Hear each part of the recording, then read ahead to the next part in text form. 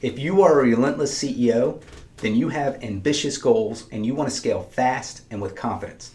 Legal is a critical function that most businesses underutilize. Here's a quick example involving Bill Gates. In 1981, IBM began shipping its first personal computers to compete with the likes of Apple. Gates negotiated a deal with IBM to put his MS-DOS operating system software on every IBM computer that shipped. At the time, software development costs were buried in the hardware development cost.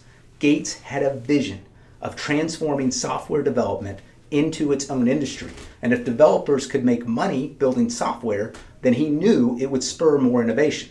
Because of IBM's rush to market, and with this vision squarely in mind, Gates negotiated a historic deal with IBM that granted him the right to license MS-DOS to other computer makers in the future.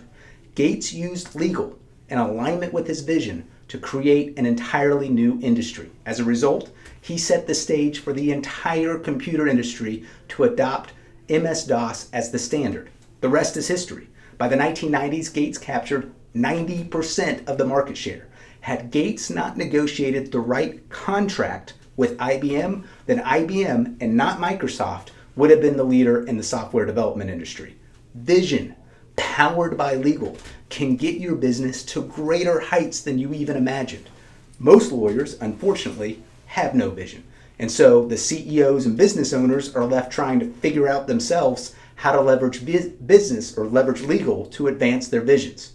We have developed an entire framework to help relentless CEOs and founders scale faster and with confidence by aligning our legal strategy with their business goals. Here it is, and it starts with accountability. Someone is accountable for marketing. Someone is accountable for sales. Who is accountable for legal? For all of this. If your lawyer is billing you for every minute, then he or she is not accountable for all of this. We can help. Reach out to help@imprimelegal.com to begin a conversation today.